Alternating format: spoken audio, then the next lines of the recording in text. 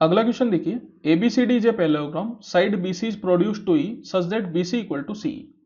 चलिए एबीसीडी एक पैरेललोग्राम बना लेते हैं। साइड बीसी को जो है ई तक प्रोड्यूस किया गया है, तो अब यहां पे आप देखिए प्रोड्यूस कौन सी तरफ से करें, सी तरफ से करें या बी तरफ से करें।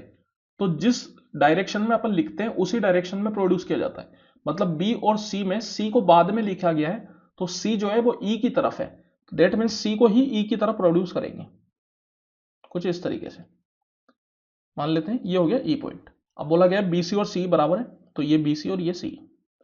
Join A which intersect side C D at P, तो ए को ज्वाइन किया गया है कुछ इस तरीके से,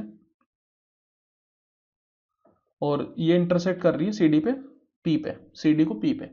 तो the area of triangle A B, तो ए बी जो है वो किसके बराबर होगा। तो यहां पे अपन को ए बी को पैरेललोग्राम एबीसीडी से कंपेयर करना है। मतलब क्या, पैरेललोग्राम एबीसीडी के 1/3 के बराबर है, या पैरेललोग्राम एबीसीडी से छोटा है, या फिर पैरेललोग्राम एबीसीडी के बराबर है, या पैरेललोग्राम एबीसीडी के हाफ के बराबर है। मतलब एक तरीके से ए बी की यहां पे कोई फाइनल वैल्यू तो निकलेगी नहीं, बिकॉज यहां पे कोई भी साइड अपन को नहीं दे रखी।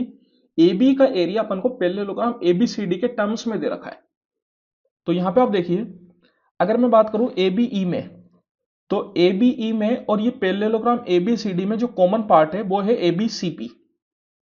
ये एबीसीपी तो पैरेललोग्राम में भी है और ट्राइंगल में भी है, तो इतना पार्ट तो दोनों में कॉमन हो गया, तो इसको तो अपन हटा देते हैं, इससे कोई काम अपन को नहीं है। अब जो अनकॉमन पार्ट है दोनों में वो कौन कौन सा है, वो है एक तो पीसीई ट्राइंगल में, तो और पैरेललोग्राम में है एडीपी। ये दोनों पार्ट जो है वो अनकॉमन है। तो अगर मैं बात करूं इस पूरे ट्राइंगल एबीई को पैरेललोग्राम एबीसीडी के बराबर अगर होना है, तो उसके लिए क्या होना पड़ेगा, इन दोनों ट्राइंगलों को बराबर होना पड़ेगा।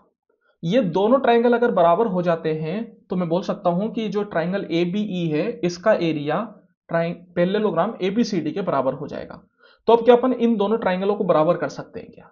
तो देखिए, सबसे पहले तो अगर मैं बात करूं पैरेललोग्राम की, तो पैरेललोग्राम में अपोजिट साइड्स इक्वल होती है, दूसरा पैरेलल होती है। तो मैं बोल सकता हूं कि बीसी और एडी बराबर होगी, और बीसी और सीई अपन को बराबर दे रखी है। अगर बीसी सीई के बराबर है और बीसी एडी के भी बराबर है, तो मैं बोल सकता हूं कि एडी जो है वो सीई के बराबर हो जाएगी। तो पहली चीज तो अपन को मिल गई सीई इक्वल टू एडी। ये अपन को प्रूफ करना है, पहली चीज मतलब ये अपन को चेक करनी है क्या ये है या नहीं। तो पहली चीज मिल गई सीई इक्वल टू एडी, ठीक है। अब आप देखिए यहां पे ये दोनों लाइन आपस में पैरेलल है, एडी और बीसी पैरेलल है, और बीसी लाइन को ही अपन ने ई तक एक्सटेंड किया है, तो मैं बोल सकता हूं कि एडी और सीई जो है वो भी आपस में पैरेलल होगी। तो एडी और सी पैरेलल है, तो ये वाला एंगल और ये वाला एंगल बराबर हो जाएगा because of alternate opposite angle. जब लाइंस आपस में पैरेलल होती है तो उनसे जो एंगल बनता है वो अल्टरनेट अपोजिट एंगल कहलाता है, और वो बराबर होता है। तो मैं बोल सकता हूं कि एंगल सीईपी जो है वो इक्वल हो जाएगा अपने पास एंगल डीएपी। अब आप देखिए, ये तो हो गई दो चीज। एक और चीज यहां पे अपन इक्वल कर सकते हैं, और वो कौन सी है। वैसे तो ये दो एंगल और इक्वल कर सकते हैं। एक तो अपना ये जो वर्टिकल अपोजिट एंगल है ये इक्वल हो ही चुका है, ये दोनों एंगल आपस में इक्वल होंगे बिकॉज वर्टिकल ये अपोजिट एंगल है। इसके अलावा अपन बोल सकते हैं कि ये वाला एंगल भी इस वाले एंगल के बराबर होएगा। ऐसा क्यों होगा, तो ये फिर से वो इस सेम अल्टरनेट अपोजिट एंगल ही होंगे, बिकॉज लाइन एडी और सीई जो है वो पैरेलल है, तो ये वाले एंगल भी अल्टरनेट अपोजिट एंगल होंगे। तो मैं बोल सकता हूं कि जो एंगल ईसीपी है वो इक्वल होगा एंगल एडीपी के। अब आप यहां पे देख सकते हैं साइड एंगल, ये एक क्राइटेरिया है जिससे ये जो दोनों ट्राइंगल है वो आपस में कॉन्ग्रुएंट प्रूफ हो रहे हैं। एंगल साइड एंगल के लिए दोनों एंगल के बीच की जो साइड है वो इक्वल होनी चाहिए, कोई और साइड इक्वल हो या ना हो उससे मतलब नहीं है, बीच वाली साइड इक्वल होनी चाहिए। तो आप यहां पे देख सकते हैं ये जो दो एंगल है कौन कौन से, अगर मैं बात करूं तो ये वाला एंगल और ये वाले एंगल के जो बीच की साइड है वो इक्वल है इस वाले एंगल और इस वाले एंगल के बीच की साइड के।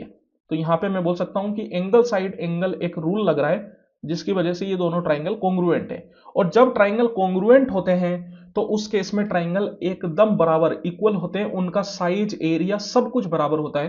तो जब साइज एरिया सब कुछ बराबर है तो मैं बोल सकता हूं कि जो ट्राइंगल ए बी है इसका एरिया इस पूरे इस पूरे पैरेललोग्राम एबीसीडी के बराबर होएगा, बिकॉज जो अपना एरिया छूट रहा था पीसी वो एपीडी के बराबर हो जाएगा। दैट्स वाई अपना आंसर क्या होगा, option number 3, area of parallelogram ABCD is equal to triangle AB।